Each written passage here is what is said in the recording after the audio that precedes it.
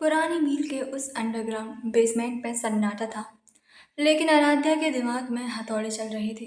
वो आर्मरी में खड़ी थी। उसके सामने टेबल पर automatic guns, S4, flash bangs और कार्बोट नाइफ्स का ढेर लगा था। उसने अपनी काली टैक्टिकल जैकेट पहनी और एक एक करके मैगजीन लोड करना शुरू किया। उसकी आंखों में अब कोई भी आंसू या फिर डर नहीं था। वहाँ सिर्फ मौत का एक ठंडा सन्नाटा था।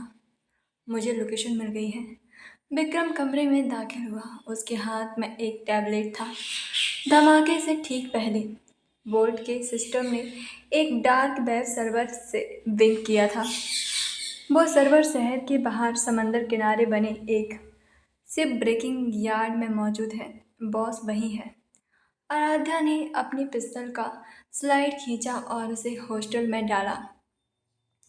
कितने लोग हैं वहाँ? कम से कम 100। वो एक पूरा आर्मी बेस है आराध्या। बॉस ने अपने सारे एलिट कातिल वहीं पर बुला लिए हैं। हम सिर्फ 20 लोग हैं। विक्रम ने हकीकत बताई। 20 नहीं 22।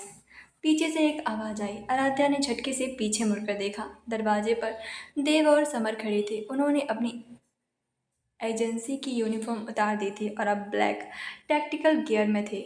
समर के कंधे पर अपनी फेवरेट स्नाइपर राइफल टंगी थी। मोहिनी सेफ हाउस में है।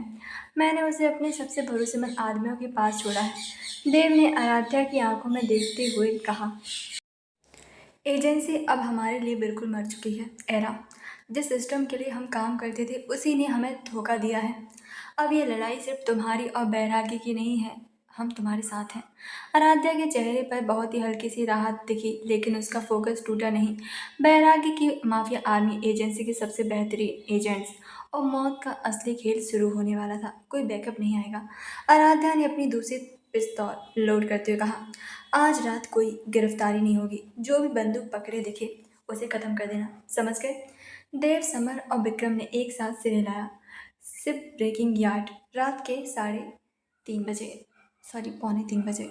समंदर की तेज और नम हवाओं के बीच वो यार्ड किसी लोहे के डरावने भूत की तरह खड़ा था। चारों तरफ भारी कंटेनर्स और आधे टूटे हुए जहाज़ों का मलबा था। यार्ड के मेन गेट पर भारी हथियारों से लैस गार्ड्स पहरा दे रहे थे। अचानक अंधेरे को चीरते हुए एक तेज रोशनी उनकी आंखों पर पड़ी। इससे पहले कि वो कुछ समझ पाते, एक भारी भरकम ट्रक मेन गेट को चकनाचूर करते हुए सीधा अंदर घुसा। गार्ड्स ने चिल्लाते हुए फायरिंग शुरू की, लेकिन तभी बूम, एक आरपीजी रॉकेट लॉन्चर सीधा यार्ड के वॉच टावर पर जाकर लगा। टावर में एक भयानक धमाका हुआ। स्नाइपर्स का आग का गोला बनकर नीचे गिरे। विक्रम के आदमियों ने तबाही मचाना शुरू कर दिया था। कवर फायर, देव चिल्लाया और उसने कंटेनर्स के पीछे से दुश्मनों पर फ्लैग बैंग्स फेंकना शुरू किया। समर ने एक ऊंचे कंटेनर पर पोजीशन ले ली थी। उसके स्नाइपर का स्पोक चमक रहा था। समर हर उस गार्ड का सिर उड़ा रहा था जो विक्रम के आदमियों की तरह गन तान रहा था। पूरा यार्ड गोलियों की आवाज़, चीखों और धमाकों से गूंज उठा। लेकिन इन सब के बीच आराध्या एक अलग ही जोन में थी। वो मेन टीम से कटकर यार्ड के पिछले हिस्से से उन मेन बिल्डिंग की तरफ बढ़ रही थी जहां बॉस का कंट्रोल रूम था। वो परछाइयों के बीच से किसी मौत के साए की तरह फिसल रही थी। 4 गार्ड्स अचानक एक कंटेनर के पीछे से निकले। आराध्या ने कोई गन नहीं निकाली। वो बिजली की फुर्ती से स्लाइड करते हुए उनके पीछे घुसी। उसका कॉम्बैक्ट नाइफ पहले गार्ड की गर्दन के आर पार हो गया।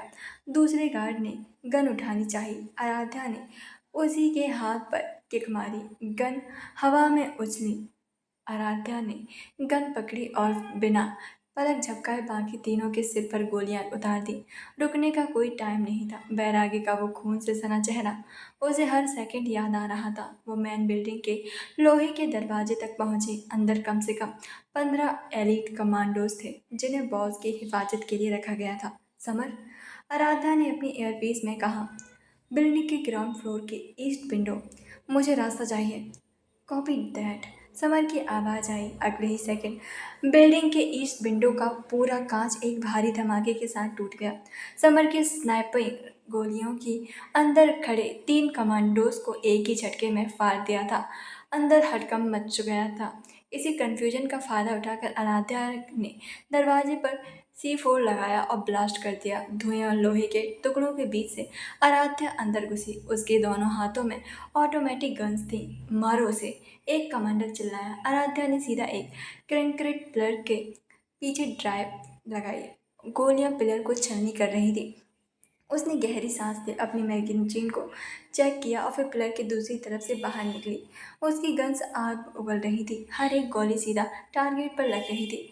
कोई मिस फायर नहीं हो रही थी, ना ही कोई गलती हो रही थी। वो कमांडोज जिन्हें मारने की ट्रेनिंग दी गई थी, आज एक बागी एजेंट के सामने ताश के पत्तों की तरह गिर रहे थे। तभी एक भारी भरकम कमांडोज पीछे से आया और उसने आराध्या के कंधे पर जोरदार मुक्का मारा। आराध्या की गन झिटक कर दूर जा गिरी थी। उसने आराध्या के गला पकड़ने की कोशिश की, लेकिन आराध्या ने उसके घुटनों पर पूरी ताकत से एक लात मारी। कमांडो थोड़ा सा झुक गया था और आराध्या ने हवा में जंप लेकर अपने दोनों पैरों से उसकी गर्दन को कैंची की तरह पकड़ा और उसे जमीन पर पटक दिया। जमीन पर गिरते ही उसने अपनी बेल्ट से चाकू निकाला और सीधा उसके सीने में उतार दिया।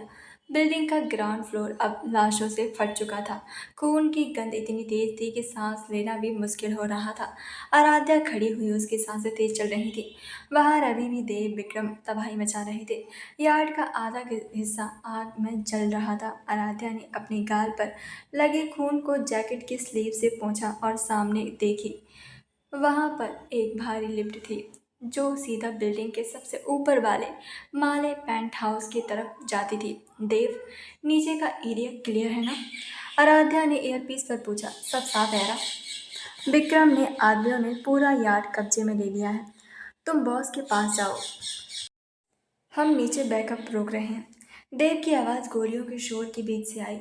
आराध्या लिफ्ट की तरफ बढ़ी। उसने बटन दबाया और लिफ्ट के दरवाजे खुल गए। वो जानती थी कि ऊपर वो अदृश्य बॉस उसका ही इंतजार कर रहा होगा। उसने अपनी दोनों गन्स रीलोड की। आज कोई बातचीत नहीं होगी, ना ही कोई सवाल जवाब होंगे। बैराग ओटी में मौत से लड़ रहा था और उसका हिसाब आज आराध्या इसी इमारत में उस शैतान की लाश बिछाकर चुकता करने वाली थी। लिफ्ट ऊपर जाने लगी। हर गुजरते सेकंड के साथ आराध्या के अंदर का गुस्सा एक ठंडे, बेदर्द, खौफनाक इरादे में बदल रहा था। आज रात अदृश्य बॉस का चेहरा सामने आने वाला था और वो चेहरा हमेशा के लिए मिटने वाला था। लिफ्ट ऊपर जा रही थी। हर गुजरते फ्लोर के साथ आराध्या की धड़कनें तेज हो रही थी। उसके दोनों हाथों में गन्स थी, उंगलियां ट्रिगर पर कसी हुई थी। उसका दिमाग सिर्फ एक ही चीज में अटका था, वैराग्य का वो खून से सना चेहरा और ओटी की वो लाल बत्ती। आज वो उस इंसान की जान की कीमत इस अदृश्य बॉस की लाश से वसूलने वाली थी। डिंग, लिफ्ट रुकी और दरवाजे बहुत ही खामोशी से खुले। आराध्या ने अपनी गन ताने हुए ही पेंट हाउस में कदम रखा। ये जगह नीचे मची तबाही से बिल्कुल अलग थी, एकदम शांत, डार्क और बेहद आलीशान। फर्श पर बिछे महंगे कारपेट की वजह से आराध्या के भारी कॉम्बैट बूट्स की आवाज़ भी दब रही थी। सामने एक विशाल कांच की खिड़की थी जिससे बाहर जलते हुए यार्ड का धुआं और शहर की रोशनियां साफ दिख रही थी। उस खिड़की की तरफ पीठ किए हुए एक बड़ी सी लेदर चेयर पर कोई बैठा था। आराध्या ने अपनी गन्स का निशाना उस चेयर पर लॉक किया था। मुड़ो, आराध्या की आवाज़ में वो कातिलाना ठंडक थी जो उसने बैराग से सीखी थी। तुम्हारा खेल खत्म हो चुका है, मुड़ो, वरना मैं इसी कुर्सी के आर पार गोलियां उतार दूंगी। कुर्सी नहीं घूमी, लेकिन कमरे के उस सन्नाटे में एक आवाज़ गूंजी। इस बार वो डिस्टर्बेंट मशीन या फिर लाल स्माइली फेस वाली आवाज़ नहीं थी। ये एक असली, बिना किसी फिल्टर इनकी इंसानी आवाज़ थी। तुम हमेशा से बहुत तेज थी एरा, लेकिन कभी कभी किसी सच के बहुत करीब पहुंचने का मतलब है खुद को पूरी तरीके से बर्बाद कर लेना। आराध्या के हाथ अचानक से हवा में ही जम गए थे। उसके पूरे शरीर में जैसे हजारों बोल्ट का करंट दौड़ गया था। उसके रोंगटे खड़े हो गए थे और दिमाग ने अपना काम लगभग बंद कर दिया था। ये आवाज़, ये लहजा, ये नाम, एरा पुकारने का वो खास तरीका नहीं। आराध्या के होठों से एक कांपती हुई फुसफुसाहट निकली उसकी गंस हल्की सी नीचे हो गई थी। कुर्सी धीरे धीरे घूम रही थी और उस पर जो शख्स बैठा था उसे देखकर आराध्या के पैरों तले जैसे जमीन खिसक गई थी। ग्रे सूट, सलीके में संभले हुए बाल, चेहरे पर वही शांत और सुलझी हुई मुस्कान। कोई जलने का निशान नहीं, कोई खौफ नहीं। वो शख्स जिंदा था। महेश शर्मा, आराध्या के पिता। आराध्या की उंगलियों की ग्रिप छूट गई। दोनों भारी गन्स क्लेटर की आवाज के साथ जमीन पर गिर पड़ी। उसकी आंखें फटी की फटी रह गई थी और सांसें अटक चुकी थी। उसका दिमाग इस अदृश्य दृश्य को प्रोग्रेस ही नहीं कर पा रहा था। जो इंसान 3 साल पहले उस खौफनाक आग में अपनी पत्नी और 10 साल के बेटे के साथ जलकर राख हो गया था, वो आज उसके सामने शहर के सबसे बड़े क्रिमिनल सिंडिकेट का बॉस बनकर बैठा था। पापा, आराध्या की आवाज़ टूट कर बिखर गई। वो एक खूंखार एजेंट से पल भर में एक छोटी सी बच्ची बन गई थी जिसे कोई भयानक सपना आ रहा था। वेलकम होम बेटा, महेश शर्मा ने अपनी जगह से उठते हुए बहुत ही कैजुअल अंदाज में कहा। उसने पास रखी टेबल से एक क्रिस्टल के गिलास में शराब डाली। आराध्या लड़खड़ाते हुए 2 कदम आगे बढ़ी। उसके गालों पर आंसुओं की धार बह निकली। आप आप जिंदा हैं? आराध्या पागलों की तरह रोते हुए हंसी। उसके अंदर का दर्द, सदमा और खुशी एक साथ टकरा रहे थे। लेकिन वो आग मैंने मैंने आपको जलते हुए। माँ, आरव, आप कैसे? आराध्या उन्हें गले लगाने के लिए आगे बढ़ी, लेकिन तभी उसकी नज़र महेश शर्मा की आंखों पर पड़ी। उन आंखों में एक पिता का प्यार नहीं था। वहाँ कोई पछतावा नहीं था, ना ही कोई नमी थी। वहाँ सिर्फ एक ऐसी क्रूर और ठंडी कैलकुलेशन वाली मुस्कान थी जिसे देखकर आराध्या के कदम वहीं रुक से गए थे। वो आग कोई हादसा नहीं था एरा। महेश शर्मा ने शराब का एक घूंट लेते हुए बेहद शांत लहजे में कहा। वो आग मेरी आज़ादी की कीमत थी। आराध्या का खून जम गया। क्या क्या मतलब है आपका? महेश शर्मा ने एक ठंडी सांस छोड़ी और कमरे में टहलने लगा। तुम हमेशा से मानती थी कि मैं एक एजेंसी का एक वफादार साधारण सा कर्मचारी हूँ, है ना? जो सिर्फ फाइलों में उलझ कर रहता था। लेकिन मैं सिर्फ फाइलें नहीं पढ़ता था एरा, मैं प्रोजेक्ट फेनिक्स बना रहा था। मैं इंसानी दिमाग को कंट्रोल करने का वो फॉर्मूला बना चुका था जिससे सिर्फ ये शहर नहीं, पूरा देश मेरे इशारों पर नाचता। आर्यन तो सिर्फ मेरा एक मोहरा था, मेरा एक स्टूडेंट्स। आराध्या अपने ही कानों पर भरोसा नहीं कर पा रही थी। उसका पूरा वजूद कांप रहा था। लेकिन वैराग्य का परिवार? राजीव ने चेहरे पर एक नफरत की लकीर उभरी। वो पुराने ख्यालों वाले माफिया, वो मेरे उसूलों, मेरे प्रोजेक्ट के रास्ते में आ रहे थे। उनके पास पावर थी, इसलिए मैंने उन्हें उन्हीं उसी गैस से जला दिया जो मैंने बनाई थी। आपने? आराध्या का गला सूख चुका था। आपने बैरागी के परिवार को मारा था और हमारा हमारा घर? महेश शर्मा रुका। उसने पलटकर आराध्या को देखा। उसके चेहरे पर कोई भी इमोशन नहीं था। एक पत्थर जैसा सन्नाटा था। जब मैंने प्रताप सिंह के परिवार को मारा तो एजेंसी के कुछ कुत्तों को मुझ पर शक होने लगा। मुझे अंडरग्राउंड होना पड़ा था। मुझे एक ऐसा सिंडिकेट बनाना था जो बिना किसी चेहरे के इस शहर को चलाए, और अंडरग्राउंड होने का सबसे अच्छा तरीका था दुनिया की नज़रों में मर जाना। आराध्या का दिल जैसे किसी के सीने में नोच कर बाहर निकाल दिया हो। आरव! आराध्या पागलों की तरह चीखी। उसकी चीख में वो दर्द था जो किसी भी इंसान को बहरा कर दे। आरव से 10 साल का था। पापा, माँ, उन्होंने तो आपको टूट कर प्यार किया था। आपने आपने अपने ही खून को जिंदा जला दिया। तुम्हारी माँ बहुत सवाल करती थी एरा। और आरव, वो तो बहुत कमज़ोर था। वो इस दुनिया के लायक ही नहीं था। महेश शर्मा ने ऐसे कहा जैसे वो किसी पुरानी फर्नीचर को फेंकने की बात कर रहा हो। और बलिदान के बिना कोई बड़ा साम्राज्य नहीं खड़ा होता। मुझे उन्हें मारना ही था ताकि दुनिया को लगे कि माफिया ने मुझसे बदला लिया है और मैं मर चुका हूँ। आराध्या घुटनों के बल जमीन पर गिर पड़ी। उसने अपने बाल नोच लिए। उसका रोना, उसकी चीखें उस पेंट हाउस में गूंज रही थी जिस बदले की आग में जलकर उसने अपनी पूरी जवानी बर्बाद कर दी थी। जिस सिस्टम पर उसने भरोसा किया वो सब एक झूठ था। उसका अपना पिता उसका रोल मॉडल, दुनिया का सबसे नीच और खौफनाक शैतान था। लेकिन तुमने मुझे सरप्राइज कर दिया है ना। महेश शर्मा आराध्या के पास आया और उसने आराध्या की ठुड्डी को अपने जूतों की नोक से हल्का सा ऊपर उठाया। तुम्हारे अंदर आग थी, मुझे पता था कि तुम चुप नहीं बैठोगी। इसीलिए मैंने तुम्हें उस रात उस घर से दूर रखा। मैंने तुम्हें जिंदा छोड़ा ताकि तुम एजेंसी ज्वाइन करो। मुझे एजेंसी के अंदर एक ऐसा हथियार चाहिए था जो मेरे दुश्मनों को साफ करे और उसे पता भी ना हो कि वो मेरे लिए काम कर रहे हैं। तुम मेरी सबसे बेहतरीन कठपुतली हो बेटा। आराध्या की वो दर्दनाक रोने की आवाज़ अचानक से रुक गई। उसके दिमाग में बैरागी का वो खून से सना चेहरा घूमा। वो इंसान जिसके पूरे परिवार को इस आदमी ने जिंदा जलाया था, उसी बैरागी ने अपनी जान पर खेलकर आज आराध्या को उस वॉल्ट से बाहर निकाला था। बैरागी को आराध्या के पिता के बारे में नहीं पता था, फिर भी उसने आराध्या को अपनी ढाल बनाकर बचाया। और फिर आराध्या का अपना पिता, उसने उसे सिर्फ एक हथियार समझा। आराध्या धीरे धीरे अपने घुटनों पर उठी। उसके गालों पर आंसू की जो धार थी वो अब सूख चुकी थी। मैंने बैरागी को अपने हाथों से मौत के मुंह में धकेल दिया, सिर्फ तुम्हारे इस झूठ के पीछे। आराध्या की आवाज़ अब कांप रही थी। उसमें कोई दर्द नहीं था, ना ही कोई सदमा था। वहाँ सिर्फ एक ऐसी खाली और दर्द सर्द मौत की गूंज थी जिसे देखकर महेश शर्मा की वो ठंडी मुस्कान पहली बार हल्की सी फीकी पड़ चुकी थी। आराध्या ने जमीन पर गिरी हुई अपनी एक गन उठाई।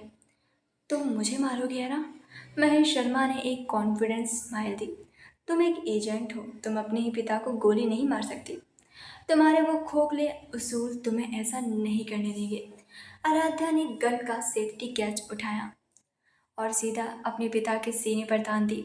उसकी आंखों में अब बैरागी प्रताप सिंह की उस खौफनाक और जेट ब्लैक आंखों की तरह अंधी और बेरहम हो चुकी थी। एजेंट ए उसी रात मर चुकी थी जब उसने बैरागी से हाथ मिलाया था। आराध्या ने बिना पलक झपकाए अपनी सबसे ठंडी आवाज में कहा, और तुमने सही कहा था, मेरे अंदर आग थी। लेकिन तुमने ये नहीं सोचा कि जब वो आग भड़केगी तो सबसे पहले तुम्हें ही राख करेगी। एरा, बेवकूफ़ी मत करो। महेश शर्मा ने पहली बार घबराकर एक कदम पीछे लिया। आरब की तरफ से, आराध्या ने कहा, और एक गोली महेश शर्मा के दाएं घुटनों के आर पार हो गई। महेश शर्मा चीखता हुआ जमीन पर गिर पड़ा। उसका क्रिस्टल का गिलास टूटकर चकनाचूर हो गया था। माँ की तरफ से, आराध्या एक कदम आगे बढ़ी और दूसरी गोली महेश शर्मा के बाएं कंधे में उतार दी। खून फर्श पर फैलने लगा था। राजीव दर्द से तड़प रहा था। आराध्या बिल्कुल उसके सिर के पास जाकर खड़ी हो गई थी। उसने गन की नली सीधा राजीव के माथे पर टिका दी। और ये उस इंसान की तरफ से जिसे तुमने शैतान बनाया और जिसने मुझे बचाया। नहीं एरा, रुक जाओ। महेश शर्मा के हाथ जोड़ लिए थे, लेकिन आराध्या के अंदर अब कोई भी बेटी नहीं बची थी। वहाँ सिर्फ अंडरवर्ल्ड की वो डार्क क्वीन खड़ी थी, जिसका जन्म आज रात इसी खून से हुआ था। पेंट हाउस में एक आखिरी गोली की आवाज़ गूंज उठी। महेश शर्मा का शरीर जमीन पर हमेशा के लिए शांत हो गया। आराध्या ने अपनी गन नीचे की। उसने उस लाश को मुड़कर दोबारा नहीं देखा। वो खून से सने उस कमरे में मुड़ी लिफ्ट की तरफ वापस चल दी। बाहर तूफान थमता हुआ दिख रहा था, लेकिन आराध्या के अंदर का तूफान अब कभी शांत नहीं होने वाला था। उसे अब सीधा ओटी जाना था, जब इंसान के पास जो सच में उसके आंसुओं और उसकी वफादारी का हकदार था। लिफ्ट के दरवाजे बंद हुए। पेंट हाउस का वो खौफनाक सन्नाटा और फर्श पर पड़ी महेश शर्मा की लाश अब पीछे छूट चुकी थी। आराध्या लिफ्ट की ठंडी स्टील की दीवार से टिककर खड़ी हो गई। उसके हाथ से गन छूटकर फर्श पर गिर पड़ी। उसकी आंखों में कोई पछतावा या फिर आंसू नहीं थे। वहाँ सिर्फ एक भयानक रूह कपा देने वाली घिन थी। महेश शर्मा की बेटी, ये एहसास उसके अंदर तेजाब की तरह उबल रहा था। जिस बाप को वो अपना आदर्श मानती थी, जिस खून पर उसे नाज था, वो दुनिया का सबसे बड़ा गटर निकला था। आराध्या ने अपने कांपते हुए हाथों को देखा। उन पर लाल खून लगा था। अचानक उसे सांस लेने में घुटन होने लगी। उसे उस खून से ऐसी बदबू आ रही थी जो उसे पागल कर रही थी। उसने अपनी जैकेट का कॉलर खींचा। वो लिफ्ट के शीशे में खुद को देख रही थी और उसे अपनी अक्स से नफरत हो रही थी। लिफ्ट ग्राउंड फ्लोर पर रुकी। आराध्या तेजी से बाहर निकली। बाहर देव और समर खड़े थे। एरा, तुम ठीक हो? देव आगे बढ़ा, लेकिन आराध्या ने कोई जवाब नहीं दिया। वो सीधे अपनी एसयूवी की तरफ गई, डिग्गी खोली और पानी की बोतल निकालकर पागलों की तरह अपने हाथ धोने लगी। निकल जाओ, निकल जाओ। वो अपने हाथों को एक दूसरे से इतनी जोर से रगड़ रही थी कि उसकी चमड़ी लाल पड़ गई थी और छिलने लगी थी। वो महेश शर्मा के खून की एक बूंद भी अपने जिस्म पर बर्दाश्त नहीं कर पा रही थी। 1 घंटे बाद पुरानी टेक्सटाइल मिल ऑपरेशन थिएटर के अंदर की रोशनी मध्यम थी। बैरागी को होश आ चुका था। उसके सीने और कंधे पर भारी पट्टियां बंधी थी। तभी ओटी का दरवाजा झटके से खुला। बैरागी ने अपनी थकी हुई आंखें दरवाजे की तरफ घुमाई। आराध्या अंदर आई थी। उसके बाल बिखरे हुए थे और चेहरा उड़ा हुआ था और आंखें किसी खूंखार लेकिन घायल जानवर जैसी लग रही थी। वो सीधे सिंक की तरफ गई, नल चालू किया और वहां रखे सर्जिकल साबुन से फिर से अपने हाथ पागलों की तरह रगड़ने लगी। बैरागी ने अपने दर्द को पूरी तरीके से इग्नोर किया। उसने ऑक्सीजन मास्क को हटाकर साइड में फेंका और बहुत ही मुश्किल से बेड पर से थोड़ा उठकर बैठा। आराध्या, बैराग की भारी और खुरदरी आवाज कमरे में गूंजी। आराध्या ने नल बंद किया। वो मुड़ी और भारी कदमों से बेड के पास आई। वो रो नहीं रही थी, लेकिन उसका पूरा शरीर एक अजीब सी नफरत और गुस्से से कांप रहा था। मुझे मुझे खिला रही बैराग, आराध्या ने अपने दांत पीसते हुए कहा। उसकी आवाज में वो कड़कड़ाहट थी जो जहर को भी मात दे दे। मुझे अपने बाप से खिला रही है। वो महेश शर्मा था। वो शैतान मेरा बाप था। बैरागी का शरीर एक पल के लिए पत्थर हो गया। महेश शर्मा, वो मास्टरमाइंड था। मुझे उसे मारने का कोई अफसोस नहीं है। आराध्या की आंखों में अब एक पागलपन सा छा गया था। उसने अपने ही हाथों से नफरत से घूरते हुए कहा, मैंने उसके सीने में 3 गोलियां उतारी हैं और मुझे सुकून मिला, लेकिन मुझे इस बात की घिन आ रही है कि मेरी रगों में उस धोखेबाज का खून दौड़ रहा है। मैं उस इंसान का अंश हूँ जिसने मेरी माँ को, आरब को और तुम्हारे परिवार को जिंदा जला दिया। मैं खुद को कैसे मिटाऊं बैराग? इस खून को अपने अंदर से कैसे निकालूं? वो इतनी जोर से हाँफ रही थी कि उसके अंदर फेफड़े फटने को हो रहे थे। वो नफरत के उस मुकाम पर थी जहाँ इंसान खुद को ख़त्म कर लेना चाहता था। बैराग ने कोई खोखली तसल्ली नहीं दी। उसने ये नहीं कहा कि शांत हो जाओ। उसने अपना भारी रफ हाथ आगे बढ़ाया और आराध्या की जैकेट को कसकर पकड़कर उसे अपनी तरफ खींचा। आराध्या लड़खड़ा कर बेड के किनारे गिरी। बैराग ने उसके उन कांपते हुए छिले हुए हाथों को अपनी दोनों हथेलियों में कसकर जकड़ लिया था। तुम्हें खुद से घिन करने की कोई जरूरत नहीं है आराध्या। बैरागी की आवाज़ एक ऐसे खौफनाक ठहराव के साथ निकली जिसने आराध्या के उस बेकाबू तूफान को एक झटके से शांत कर दिया था। खून विरासत में मिलता है, लेकिन इंसान अपना वजूद अपने फैसलों से बनाता है। महेश शर्मा एक कीड़ा था, लेकिन तुमने आज जो भी किया वो एक रोशनी ही कर सकती है। आराध्या ने बैरागी की उन काली गहरी आंखों में देखा। तुम उस शैतान की बेटी नहीं हो। बैरागी ने आराध्या के हाथों को अपने सीने की पट्टियों पर रखते हुए कहा, जहाँ से उसकी अपनी धड़कन महसूस हो रही थी। तुम्हारा खून वो है जिसने आज मेरे परिवार को, राग को इंसाफ दिया है। तुमने मेरे सीने की वो आग बुझाई है जो 3 साल से जल रही थी। बैरागी की इस बात से आराध्या ने अंदर फैले उस जहर को जैसे काट दिया था।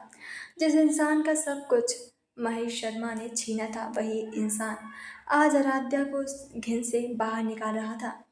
आराध्या के अंदर की वो सारी शक्ति, वो सारा गुस्सा अब एक गहरी थकान में बदल गया था। वो अपनी जगह से उठी और सीधे बैरागी के सीने से लग गई। बैरागी ने उसे खुद से दूर नहीं किया। उसने अपने दोनों भारी बाजू उस लड़की के चारों तरफ लपेट लिए। आराध्या ने अपना चेहरा उसके कंधे में छिपा लिया और उसके टी शर्ट को अपनी मुट्ठियों में कस लिया। वो रोई नहीं और ना ही कोई पछतावा जताया, बस एक गहरी टूटी हुई सांस छोड़ी। उसे बस इस इंसान के पास वो सुकून और वो आशियाना चाहिए था जहाँ उसका कोई बीता हुआ कल उसे डरा न सके। बैरागी ने अपना चेहरा आराध्या के बालों में छुपा लिया और उसे अपनी बाहों में ऐसे जकड़ लिया जैसे वो पूरी दुनिया से उसे अपनी इस अंधेरी दुनिया में महफूज कर रहा हो। तभी बैरागी को महसूस हुआ कि आराध्या की पकड़ ढीली पड़ रही है। उसका शरीर जो अब तक नफरत और गुस्से की आग में तप रहा था, अचानक से बर्फ की तरह ठंडा और भारी होने लगा था। आराध्या, बैरागी ने धीमी आवाज में पुकारा, लेकिन कोई जवाब नहीं आया। उसका सिर बैरागी के कंधे पर एक तरफ लुढ़क गया था। आखिरकार उस टूटी हुई रूह से ने हार मान ली थी। पिछले कुछ घंटों का सदमा, अपने ही हाथों से अपने पिता को मारने का गिल्ट और गोली लगने के बाद का तनाव, सब कुछ एक साथ उस पर हावी हो गया था। वो बेहोश हो चुकी थी। बैरागी का दिल एक सेकंड के लिए जोर से धड़का। उसने अपने दर्द को नज़रअंदाज करते हुए उसे और कसकर भाग थामने की कोशिश की, लेकिन उसके अपने बाहें कंधे और टाँके खिंचने लगे थे और एक तीखी लहर उसके पूरे जिस्म में दौड़ गई थी। वो चाहकर भी उसे उठाकर दूसरे बेड पर नहीं ले जा सकता था। उसने मुश्किल से अपना दायां हाथ बढ़ाया और बेड के पास लगे लाल बटन को दबा दिया। फौरन ही डॉक्टर अब्बास और विक्रम अंदर दौड़े। विक्रम ने जब आराध्या को बेहोश और बैरागी को दर्द से कराहते हुए देखा तो वह सन्न रह गया। बॉस, क्या हुआ? विक्रम आगे बढ़ा। कुछ नहीं, वो बस। बैरागी हाँफ रहा था। उसका माथा पसीने से भीग गया था। वो बस थक गई है, बहुत ज़्यादा। विक्रम, इसे पास वाले कमरे में शिफ्ट करो, ध्यान से। विक्रम ने दो और गार्ड्स को इशारा किया। उन्होंने आराध्या को बहुत ही नरमी से उठाया और बगल के रिकवरी रूम में शिफ्ट कर दिया गया। डॉक्टर अब्बास भी उनके पीछे पीछे गए। अब ओटी में सिर्फ बैरागी अकेला था। वो वापस से बेड पर लेट गया। उसकी आंखें बंद थीं, लेकिन दिमाग में तूफान चल रहा था। महेश शर्मा, उसका असली कातिल, और आराध्या। कुछ घंटों बाद रिकवरी रूम में आराध्या लेटी हुई थी। उसे ग्लूकोज चढ़ रहा था। उसकी सांसें अब शांत थी, लेकिन चेहरे पर अभी भी थकान और वो दर्द साफ झलक रहा था। विक्रम दरवाजे पर खड़ा था, बैराग एक हाथ में ड्रिप, दूसरे कंधे पर पट्टी बंधे हुए थे। दीवार का सहारा लेकर वहां आया। वो अभी भी कमजोर था, लेकिन अब उसका चेहरा एक डार्क किंग की तरह सख्त हो चुका था। होश आया इसे? बैराग ने विक्रम से पूछा। नहीं बॉस, डॉक्टर ने कहा है कि वो गहरी नींद में है, शरीर को आराम की जरूरत है, विक्रम ने धीमी आवाज में कहा। और मोहिनी? देव ने कंफर्म किया है कि वो सेफ हाउस में है और सो रही है। उसे अभी कुछ नहीं पता है बॉस। बैराग ने एक लंबी सांस ली। गुड। मोहिनी को अभी कुछ मत बताना, ठीक है? वो रिकवरी रूम में गया, आराध्या के बेड के पास रखी कुर्सी पर बैठ गया। वो बस उसे देखता रहा। उसने कभी भी नहीं सोचा था कि उसकी और आराध्या की कहानी इस मोड़ पर आकर खत्म होगी। विक्रम, बैराग ने पीछे मुड़े बिना आवाज दी। विक्रम कमरे के अंदर आया और अदब से खड़ा हो गया। हुक्म करिए बॉस। हमारे सारे अकाउंट से वो डेटा डिलीट कर दो जो आराध्या ने डाउनलोड किया था। बैरागी की आवाज़ एक अजीब सा ठहराव था। एजेंसी को एक्सपोज करने का प्लान अब खत्म। विक्रम सन्न रह गया। लेकिन बॉस, वही तो हमारा आखिरी हथियार था। महेश शर्मा मर चुका है, लेकिन एजेंसी के बाकी लोग तो। एजेंसी अब आराध्या के लिए खतरा नहीं है विक्रम, बैरागी ने उसे टोकते हुए कहा। उसकी नजरें अभी भी आराध्या पर ही टिकी हुई थी। महेश शर्मा ही वो शैतान था जो उसे इस्तेमाल कर रहा था। अब वो आज़ाद है। अगर हम डेटा लीक करते हैं तो एजेंसी फिर से आराध्या के पीछे पड़ेगी, और मैं नहीं चाहता कि वो और उसकी बहन को अपनी बाकी ज़िंदगी भागते हुए गुजारनी पड़े। ये लड़ाई आज रात यहीं पर ख़त्म होती है। विक्रम समझ गया था कि बैराग क्या कह रहा था। बदले की आग अब बुझ चुकी थी और अब सिर्फ एक चीज़ मायने रखती थी, आराध्या की हिफाजत और महेश शर्मा की बॉडी। विक्रम ने पूछा। बैराग ने चेहरे पर खौफनाक मुस्कान आई। उसे शहर के बीचों बीच किसी ऐसी जगह पर छोड़ देना जहां एजेंसी को वो आसानी से मिल सके। उन्हें पता चलना चाहिए कि उनका मास्टर माइंड अब राख हो चुका है। और हाँ, उस पेंट हाउस को पूरी तरीके से जलाकर राख कर देना। कोई सबूत नहीं बाकी रहना चाहिए। जो हुक्म बॉस। विक्रम मुड़ा और जाने लगा। सुनो विक्रम, बैरागी ने उसे फिर से रोका। आज रात से शहर में कोई भी सिंडिकेट नहीं है, ना ही कोई अदृश्य बॉस है। सब कुछ खत्म। हम अंडरग्राउंड होंगे, लेकिन ये तबाही का खेल अब बंद, ठीक है? मैंने अपना बदला ले लिया है और अब मुझे सुकून चाहिए। विक्रम ने बैरागी की आंखों में वो थकान देखी जो 3 साल के प्रतिशोध के बाद आखिरकार नजर आ रही थी। उसने अपना सिर झुकाया और बाहर निकल गया। कमरे में फिर से सन्नाटा छा गया था। बैरागी ने अपना हाथ बढ़ाया और आराध्या के उस ठंडे हाथ को अपनी हथेलियों में ले लिया। तुम आज़ाद हो आराध्या, उसने बहुत ही नरमी से एक कांपती हुई आवाज़ में कहा। कोई अतीत तुम्हें अब नहीं डराएगा, कोई धोखेबाज बाप, कोई एजेंसी, कोई नहीं। तुमने अपनी आग से सब कुछ राख कर दिया है। वो बस उसका हाथ पकड़े बैठा रहा, सुबह होने को इंतजार करते हुए। ये अंत नहीं था, ये एक नए आगाज की शुरुआत थी। एक ऐसी दुनिया की शुरुआत जहां मौत का देवता और एक बागी एजेंट को आखिरकार वो सुकून मिलने वाला था जिसके वो हकदार थे। शहर में सुबह की पहली किरण पड़ रही थी और उस पुरानी मील के अंदर एक नया सवेरा जन्म ले रहा था। वक्त गुजरता रहा, पुरानी मील के उस अंधेरे कमरे में निकल कर वे अब शहर से दूर समंदर किनारे बने एक सुरक्षित ठिकाने पर आ चुके थे। विक्रम ने सारे साक्ष्यों को मिटाने और दुनिया की नज़रों में महेश शर्मा को कहानी हमेशा के लिए दफन करने का काम बखूबी किया था। लेकिन उस रात जो आग लगी थी वह सिर्फ पेंट हाउस में नहीं लगी थी। आराध्या की रूह उस आग में झुलस गई थी। कई दिन बीत चुके थे, हफ्तों में बदल रहे थे, लेकिन आराध्या ने अपनी आंखें नहीं खोली थी। वह एक गहरे खामोश कोमा जैसी स्थिति में थी। डॉक्टर अब्बास ने सारे चेकअप चेक कर लिए थे। शारीरिक रूप से वह ठीक हो रही थी, उसके घाव भर रहे थे, लेकिन दिमागी तौर पर वह जागना ही नहीं चाहती थी। जैसे कि वह उस सच को सामना करने से इनकार कर रही हो जो उसने आखिरी बार देखा था। जैसे ही महेश शर्मा के खून के छींटे अभी भी उसकी पलकों में जमे हों और वह आंखें खोलकर उन्हें देखना ही नहीं चाहती थी। बहरहाल से ये सब अब देखा नहीं जा रहा था। उसने अपने घाव भर चुके थे, लेकिन आराध्या की हालत उसे हर पल मार रही थी। वह 24 घंटे उसके बिस्तर के पास बैठा रहता था, उसका हाथ थामे वह उसका निहारता रहता, सुबह से रात और रात से सुबह होने का इंतजार करता रहता। समंदर की लहरों की आवाज़ कमरे में गूंजती रहती, लेकिन आराध्या की खामोशी उन लहरों से ज़्यादा ऊंची थी। विक्रम कभी कभी कमरे में आता, बैरागी की हालत देखकर कुछ कहने की कोशिश करता, लेकिन बैरागी की आंखों का सन्नाटा उसे चुप करा देता था। बॉस, आपको कुछ खाना चाहिए। आप, विक्रम ने एक दिन हिम्मत करके कहा। जब तक ये नहीं चाहती मुझे नहीं भूख लगेगी। बैरागी की आवाज़ एक अजीब सी सूखापन था। एक रात खिड़की से आधी चांद की रोशनी आराध्या के चेहरे पर पड़ रही थी। वह एक सोती हुई परी जैसी लग रही थी, लेकिन बैरागी जानता था कि वह एक जहन्नुम में कैद है। उसका सब्र अब जवाब दे रहा था। उसने आराध्या का हाथ अपनी हथेलियों में और कसकर पकड़ लिया। उसका माथा आराध्या के माथे से टिका गया था। उसकी गर्म सांसें आराध्या के चेहरे को छू रही थी। और कब तक आराध्या? बैरागी की आवाज़ एक घुटी हुई चीख जैसी थी जो उस खामोश कमरे में गूंज उठी थी। और कब तक मुझे इस तरह से दर्द देती रहोगी? वह कुछ पल के लिए रुका, जैसे उसकी खामोशी के टूटने का इंतजार कर रहा हो, लेकिन सिर्फ मशीनों की बीप बीप की आवाज़ आती रही। बैरागी का गला रुंध गया। क्या तुम्हें लगता है कि आंखें बंद कर लेने से सच बदल जाएगा? क्या तुम्हें लगता है कि महेश शर्मा की यादें तुम्हें छोड़ देंगी?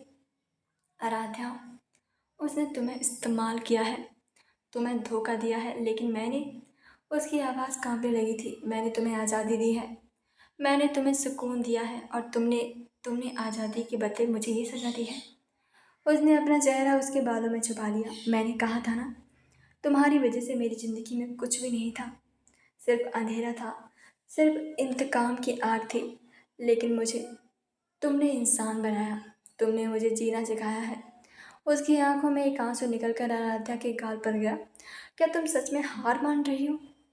क्या तुम सच में उस शैतान की जीत होने दोगी? आंखें खोलो आराध्या, मुझे देखो, सिर्फ मेरे लिए। क्या मैं काफ़ी नहीं हूँ? क्या मेरा प्यार काफ़ी नहीं है कि तुम इस अंधेरे से बाहर आ सको? वह पागलों की तरह उसे पुकार रहा था। कब तक दर्द देना है? मैंने कहा ना, तुम्हारी वजह से मेरी पूरी दुनिया बदल गई है। अब तुम ही मेरी दुनिया हो। तुम इस तरह से मुझे छोड़कर नहीं जा सकती। तुम्हें वापस आना होगा, सिर्फ मेरे लिए। उसने आराध्या का हाथ अपने दिल से लगा लिया। महसूस करो, ये दिल सिर्फ तुम्हारे लिए धड़कता है। अगर तुम नहीं जागी तो ये भी धड़कना बंद कर देगा। मैं तुम्हारे बिना नहीं जी सकता। कमरे में वैरागी की सिसकियाँ और समंदर की लहरों की आवाज़ मिल गई थी। वह एक खूंखार शिकारी नहीं, बल्कि एक ऐसा बेबस इंसान था जो अपनी मोहब्बत की भीख मांग रहा था। तभी वैरागी को महसूस हुआ कि आराध्या की उंगलियों में एक हल्की सी हरकत हुई है। उसका दिल एक पल के लिए रुक सा गया था। उसने अपनी आंखें खोली और ऊपर की। आराध्या का चेहरा अभी भी शांत था, लेकिन उसकी पलकें धीरे धीरे कांप रही थी। आराध्या, बैरागी ने अपनी सांस रोककर बेहद ही नरमी से पुकारा। धीरे धीरे, बहुत धीरे धीरे आराध्या ने अपनी आंखें खोली। उसकी आंखें सूज गई थीं। उनमें से वो पुराना खौफ नहीं था। वहाँ सिर्फ एक अजीब सा खालीपन था जो धीरे धीरे बैरागी की आंखों को देखकर भर रहा था। बैराग, उसकी आवाज़ एक बहुत ही धीमी फुसफुसाहट थी, जैसे हवा का एक झोंका। बैरागी के चेहरे पर एक ऐसी मुस्कान आई जो किसी भी सवेरे से ज़्यादा रोशन थी। उसने आराध्या के हाथ को चूम लिया, उसके चेहरे को चूम लिया। उसकी आंखों से खुशी के आंसू बहने लगे। बैराग के, उसकी आवाज़ एक बहुत ही धीमी फुसफुसाहट थी। मुझे माफ़ कर दो। बैरागी का शरीर एक पल में पत्थर हो गया था। उसने आराध्या के हाथ को और कसकर पकड़ लिया। माफ़ी किस लिए? उसकी आवाज़ में एक अजीब सा सूखापन था। उस दिन पेंट हाउस में आराध्या ने अपनी आंखें बंद की, जैसे वो उस रात का मंजर नहीं देखना चाहती हो। मैंने तुमसे कहा था कि मुझे तुमसे घिन आ रही है। मैंने कहा था कि मैं तुम्हारी जैसी ही एक दरिंदी बन गई हूँ। लेकिन वो सच नहीं था। मैं सिर्फ उस सच से डर गई थी। बैरागी ने आराध्या के बालों में अपना चेहरा छुपा लिया। उसकी गर्म सांसें आराध्या के चेहरे को छू रही थी। तुम्हें माफ़ी मांगने की कोई ज़रूरत नहीं है आराध्या, उसने बहुत ही गहरी और शांत आवाज़ में कहा। मैंने कहा था ना, तुमने किसी पिता को नहीं मारा। तुमने उस शैतान को मारा है जिसने तुम्हारी माँ, तुम्हारा भाई और तुम्हारी पूरी जिंदगी को आग लगाती थी। आराध्या ने एक गहरी सांस ली। उसके चेहरे पर अब वो पुराना खौफ नहीं था। वहाँ एक अजीब सा खालीपन था जो धीरे धीरे बैरागी की आंखों को देखकर भर रहा था। लेकिन मेरे हाथ, आराध्या ने अपने हाथ बैरागी के सीने की पट्टियों पर रखे। इनसे खून नहीं जा रहा है। बैरागी ने आराध्या के उन कांपते हुए ठंडे हाथों को अपने दोनों हथेलियों में कसकर जकड़ लिया। तो इसे मेरे खून के साथ मिल जाने दो। उसकी आंखों में गहराई से देखते हुए कहा। तुम्हारे हाथ गंदे नहीं हैं। तुमने आज मेरे परिवार की राख को इंसाफ दिया है। तुमने मुझे वो सुकून दिया है जो मैं पिछले 3 सालों से ढूंढ रहा था। आराध्या ने बैराग की आंखों में देखा। उन आंखों में उसे अपने लिए कोई जजमेंट नहीं दिखा। बैराग उसे कोई क्रिमिनल या फिर मॉन्स्टर नहीं समझ रहा था। वो अपना सारा कंट्रोल खो बैठी और वो उठकर सीधे बैरागी के सीने से लग गई। बैराग ने उसे खुद से दूर नहीं किया। उसने अपने दोनों भारी बाजू उस लड़की के चारों तरफ लपेटे। आराध्या ने अपना चेहरा उसके कंधे में छुपा लिया और उसकी टी शर्ट को अपनी मुट्ठियों में कस लिया। वो रोई नहीं, ना ही कोई पछतावा जताया। बस एक गहरी टूटी हुई सांस छोड़ी। उसे बस इस इंसान के पास वो सुकून और आशियाना चाहिए था जहाँ उसका कोई बीता हुआ कल उसे डरा न सके। मैंने कहा था ना, तुम मुझे छोड़कर नहीं जा सकती। बैरागी ने उसके कानों में फुसफुसाया। आराध्या ने एक हल्की सी मुस्कान दी। मैंने कभी नहीं सोचा था कि मैं एक माफिया किंग की बाहों में सुकून ढूंढूंगी। बैरागी ने हंसकर उसके चेहरे को ऊपर उठाया। और मैंने कभी नहीं सोचा था कि एक बागी एजेंट मेरी अंधेरी दुनिया को रोशन कर देगी। समंदर की लहरों का शोर उस दिन कुछ अलग ही लग रहा था। उसमें पहले जैसी वो उदासी या फिर खौफ नहीं था, बल्कि एक अजीब सी शांति थी।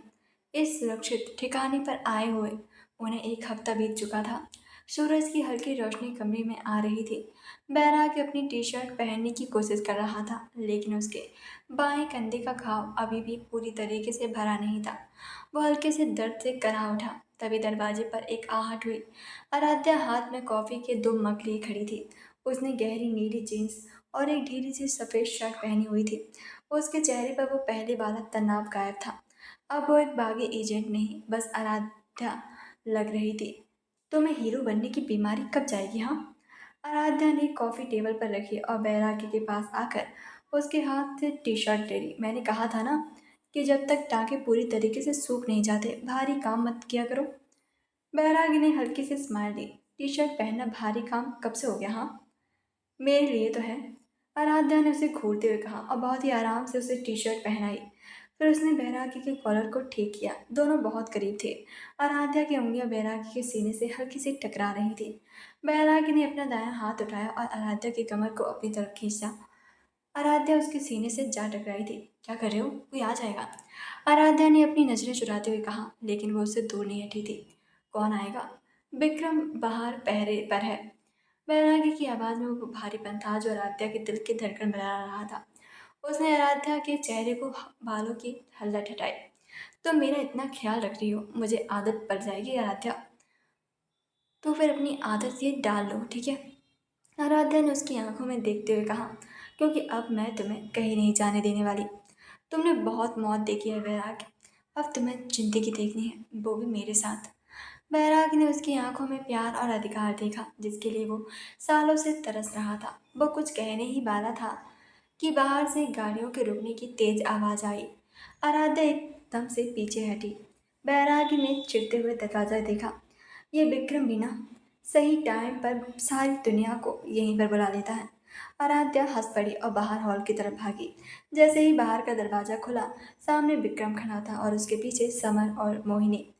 दीदी, मोहिनी चिल्लाते हुए दौड़ी और आराध्या के गले में लग गई। आराध्या ने उसे कसकर अपनी बाहों में खींच दिया था। उसकी आंखों में खुशी के आंसू चल पड़े थे। वो मोहिनी का चेहरा चूम रही थी। तुम ठीक हो ना? देव ने तुम्हारा ख्याल रखा? मैं बिल्कुल ठीक हूँ दीदी। देव भैया और शमर भैया ने मुझे बहुत अच्छे से रखा है।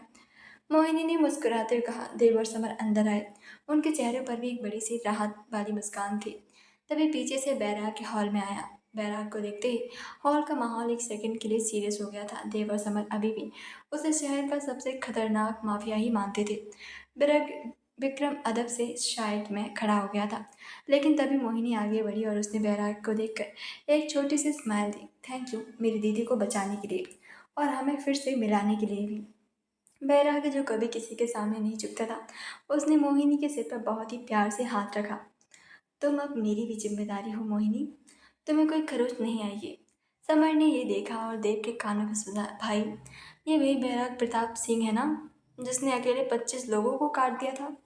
ये तो एकदम फैमिली मैन बन गया है।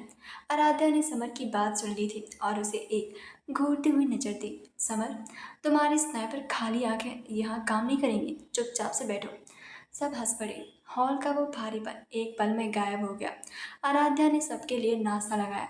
काफी सालों बाद बैरागी किसी डाइनिंग टेबल पर इतने लोगों के साथ बैठा था। कोई मिशन नहीं, कोई बंदूकों की बात नहीं, कोई खतरा नहीं, बस कुछ अपने लोग और हंसी मजाक। वैसे एरा, देव ने कॉफी का घूंट लेते हुए कहा, एजेंसी में अब कोई नामो निशान नहीं बचा है उस पुराने सिस्टम का। हमने महेश शर्मा का चैप्टर हमेशा के लिए क्लोज कर दिया है। शहर को लग रहा है कि कोई अंडरवर्ल्ड गैंग वॉर थी। अच्छा है। वैराध्या ने बैराग की तरफ देखते हुए कहा, हम भी अब उस दुनिया के लिए मर चुके हैं। मुझे अब कोई सिस्टम नहीं बदलना, बस अपनी एक छोटी सी दुनिया बदलनी है।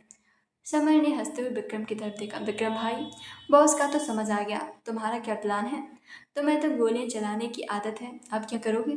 विक्रम ने मुस्कुराते हुए कहा, बॉस जहाँ रहेंगे मैं भी वहीं रहूँगा, चाहे गोलियां चलानी हो या फिर सब्जी लानी हो। मैं बॉस की परछाई हूँ। बैराग ने विक्रम को एक गहरी सम्मान भरी नज़र से देखा। विक्रम सिर्फ उसका आदमी नहीं था, बल्कि उसका भाई भी था। दिन भर हंसी मजाक चलता रहा। मोहिनी देव समर के साथ समंदर किनारे टहलने चली गई थी। विक्रम भी अपने काम में लग गया था। शाम ढल चुकी थी। आसमान संतरे और गुलाबी रंग में रंग गया था। ठंडी हवा चल रही थी। आराध्या बालकनी में खड़ी समंदर की लहरों को देख रही थी। उसके चेहरे पर एक ऐसा सुकून था जो उसने सालों से महसूस नहीं किया था। सब कुछ खत्म हो चुका था। अब कोई डर नहीं था। तभी पीछे से दो भारी और गर्म हाथ उसकी कमर को चारों तरफ लिपटे। बैराग ने अपना सिर उसके कंधे पर रख दिया। क्या सोच रही हो? बैराग ने उसके कान के पास झुककर फुसफुसाते हुए पूछा। उसकी आंखों की गर्मी से आराध्या के रोंगटे खड़े हो गए। सोच रही हूँ कि क्या ये सच है? क्या हम बाकी आजाद हैं?